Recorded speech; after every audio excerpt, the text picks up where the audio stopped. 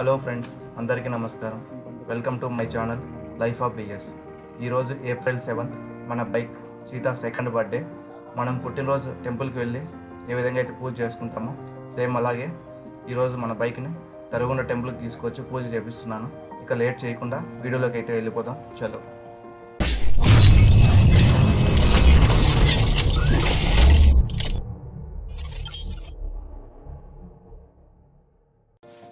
Early morning మా ఇంటి దగ్గర బైక్ అయితే వాష్ చేస్తున్నాను. సో ఈ బైక్ కొనడం కూడా ఒక అన్ప్లానెడ్ అలాగే అన్ఎక్స్పెక్టెడ్గా అయితే జరిగిపోయింది. బెంగళూరుకి క్యాజువల్గా వెళ్ళా మా ఫ్రెండ్ని శివాన్ని మీట్ అవ్వడానికి. సో ఇన్ జనరల్ డిస్కషన్లో నా ముందు బైక్ అవెంజర్ని ఎక్స్చేంజ్ చేసి కొత్త బైక్ కొనుక్కోవాలి, అప్గ్రేడ్ అవ్వాలని మాట్లాడుకుంటుండగా సో శివాకి తెలిసిన ఒక షోరూమ్కి అయితే తీసుకెళ్ళాడు మారుతుల దగ్గర. సో అక్కడ మేనేజర్ అయితే ఎక్స్చేంజ్ అయితే తీసుకుంటాను, కానీ డామినర్ కొత్త బైక్ రావడానికి మినిమం 15 to 20 days అయితే వెయిటింగ్ పీరియడ్ ఉంటుంది అన్నమాట.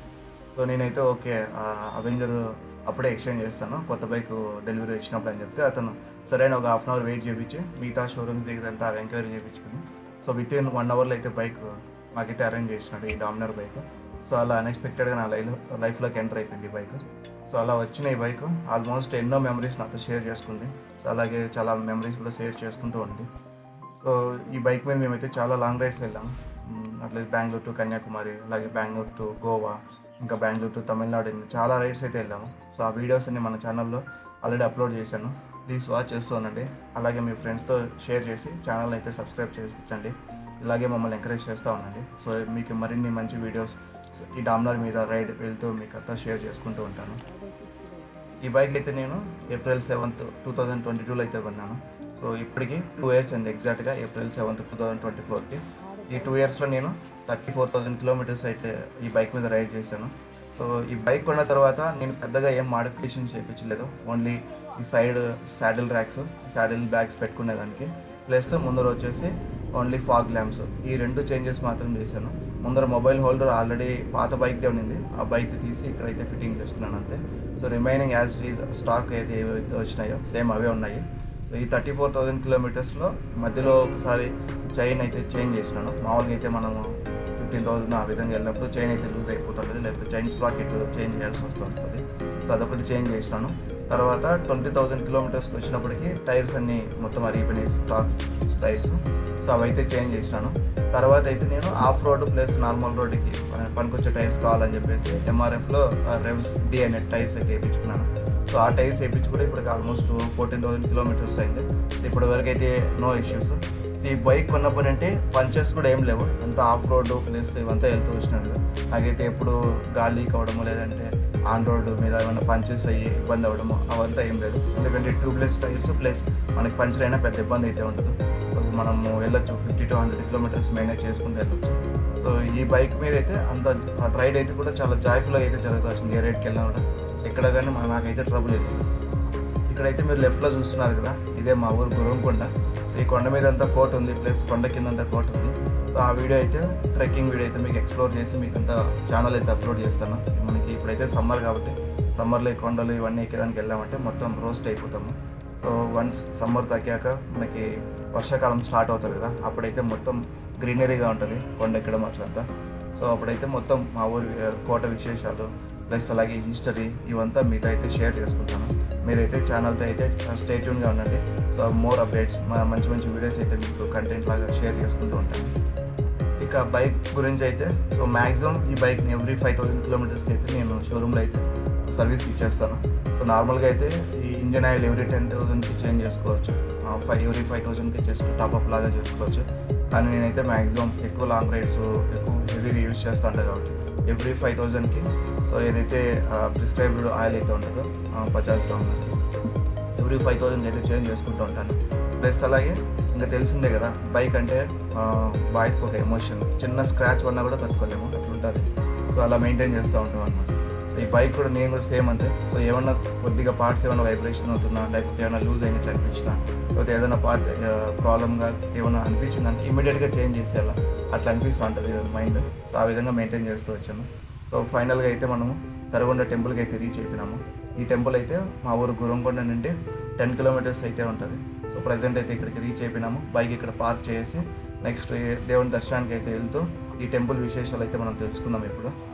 మనకి కాణిపాకంలో ఉన్న వినాయకుడు ఏ విధంగా అయితే సత్య ప్రమాణాలకు నిలయము, అలాగే ఇక్కడ తరుగుంలో ఉన్న ఈ లక్ష్మీ నరసింహస్వామి కూడా సత్య ప్రమాణాలకు నిలయము.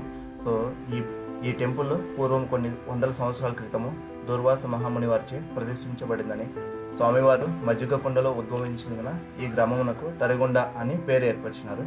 అలాగే చోళరాజుల కాలంలో బాక్రాపేట సమీపంలోని చిట్టిదేవరలో ఒక రామానాయుడు అనే పాలేరు ఉండేవారు. ఆయన దగ్గర ఎక్కువ పశువులు ఉండేటివి. ఆ పశువుల్ని మేపుకోవడానికి ఇక్కడికి తరిగొండకు వచ్చేవారు. సో ఇప్పుడైతే మనం చూస్తున్నాం కదా, ఈ తరిగొండ మొత్తం పూర్వం ఒక అటవీ ప్రాంతంగా ఉండేది. సో పశువులన్నీ ఇట్లా గడ్డి తింటూ ఇక్కడంతా పశువులు మేపుకుంటూ ఇక్కడ వచ్చి ఈ అటవీ ప్రాంతంలో సేద తీరేవారు. ఒకరోజు రామానాయుడు దంపతులు మజ్జిగ చిలుకుతుండగా మజ్జిగ కుండలో స్వామివారు ఉద్భవించారు. వారు స్వామివారి విగ్రహాన్ని చూసి ఏదో నల్లరాయి అనుకుని కుండల నుండి తీసివేయగా మరుసటి రోజు కూడా స్వామివారు మజ్జిగ కుండలో దర్శనమిచ్చారు. ఆ రోజు రాత్రి రామానాయునికి స్వామివారు కలలో కనిపించి, నేను లక్ష్మీ నరసింహస్వామిని, తరిగొండకి పశ్చిమ భాగాన కొండలో మారేళ్ల గుహలో ఉన్నాను. ఆ గుహ యందు ధనం ఉంది. సో ఆ ధనముతో నాకు ఒక గుడి కట్టించు అని కలలో కనిపించాడు. మరుసటి రోజు ఉదయము రామానాయుడు తనకు వచ్చిన కళ గురించి ఊరి జనాలకు అందరికీ చెప్పి ఆ గుహలోకి వెళ్ళి వెతకగా అక్కడైతే ధనం అయితే దొరికింది. సో ఆ ధనం తీసుకొచ్చి ఇక్కడ స్వామివారికి గుడి కట్టించారు.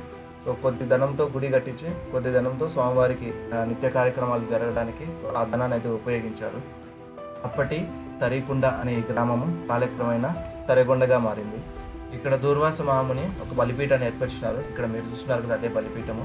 ఈ బలిపీఠం విశేషం ఏమంటే, ఇక్కడ ఎవరైనా సరే ఆ బలిపీఠం దగ్గరకు వచ్చి అసత్యం చెప్పినట్లయితే వాళ్ళ వంశం అంతా నిర్వంశం అయిపోతుందని దుర్వాస మహాముని శపించారు.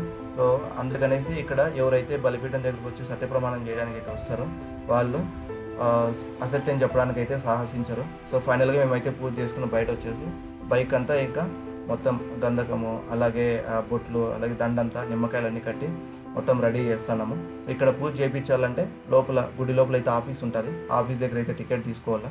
మొత్తం అర్చన పూజ అంతా కలుపుకొని 30 రూపీస్ టికెట్ అయితే తీసుకోవాలి. సో మనకి ఇక్కడ ఏమైనా పూజా సామాగ్రి, నిమ్మకాయలు, అలాగే బొట్లు పెట్టడానికి గంధకము, వాటరు, ప్లస్ అలాగే పూలదండలు అన్నీ ఇక్కడే గుడి పక్కనే మనం అయితే ఉంది కదా, ఆ షాప్ దగ్గర అయితే తీసుకోవచ్చు. ప్లస్ స్వామివారు వచ్చి పూజ స్టార్ట్ చేసినారు.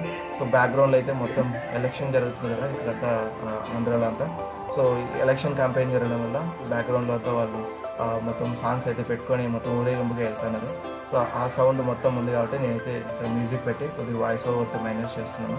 సో ఆ సౌండ్ వెళ్ళిపోయాక నేను నార్మల్ స్వామివారి మంత్రాలు అయితే అట్లాగే వినిపిస్తాను. రండి.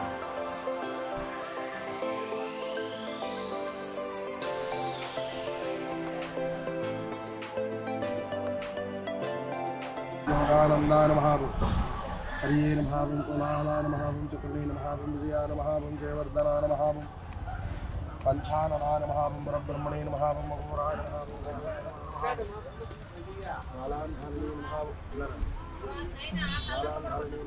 మహాజ్వాలనేన మహాభం సహస్రాక్షాన మహాభం దంగరిక్షాన మహాభం ప్రతాపాన మహాభం మహాద్రవ్యాయుధాన మహాభం రాజధాన మహాభం కుండగోగుణేన మహాభం సదాశివాన మహాభం హిరణ్యకశిపం శివేన మహాభం వైద్యదాన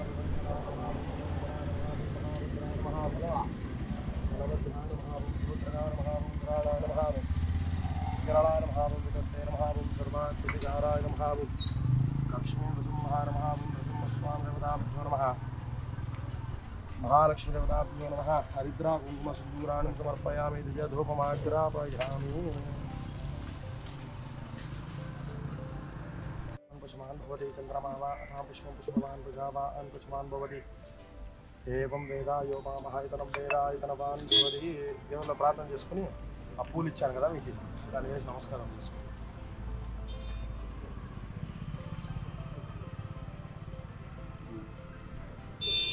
దశాంగులం ధూపం సగంధం చ సమనోహరంగబ్లాఘృత సంయుక్తం ధూపం విరధాం ధూపమాధ్యాపయాం దివంజయ పుండరీకాక్ష నమస్తే విశ్వామణ.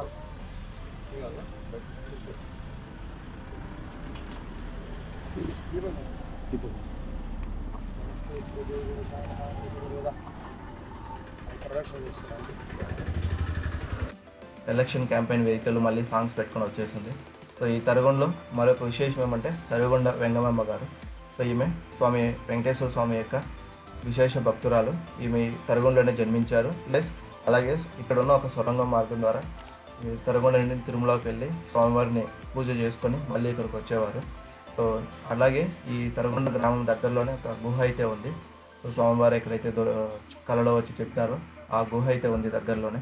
సో మనం ఈ సమ్మర్ తగ్గిన తర్వాత ఒకసారి ట్రెక్కింగ్కి వెళ్ళి మొత్తం ఆ అడవిలో వెళ్ళి స్వామివారి గుహను అయితే ఎక్స్ప్లోర్ చేసి మన ఛానల్ అయితే పెడతాను. So please stay tune to our channel and subscribe.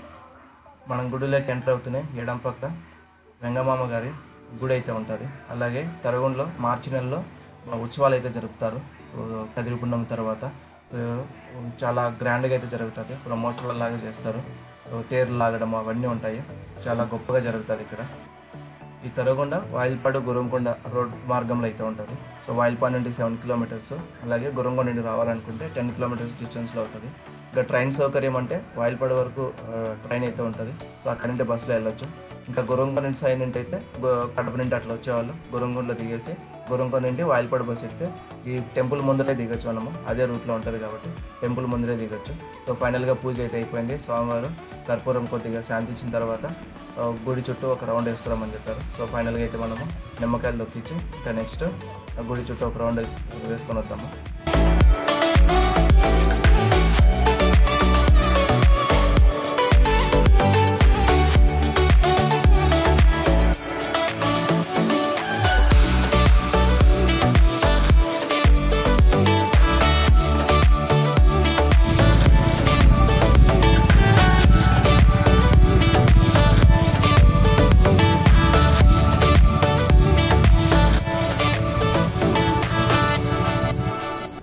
ఫైనల్గా పూజ అయితే సక్సెస్ఫుల్గా కంప్లీట్ అయిపోయింది. సో చీతగాని బర్త్డే అయితే సక్సెస్ఫుల్గా స్టార్ట్ చేసినాము పూజతోటి. సో నెక్స్ట్ ఈరోజు అయితే రైడ్స్ ఏముండవు, కంప్లీట్ రెస్ట్ మా చీతగాడికి. సో ఇదేనండి మా బైక్ సెకండ్ బర్త్డే పూజా విశేషాలు. సో వీడియో నచ్చినట్లయితే లైక్ చేయండి, అలాగే షేర్ చేయండి, మీ ఫ్రెండ్స్తో పాటు సబ్స్క్రైబ్ చేయించండి. Thanks for watching. జై హింద్.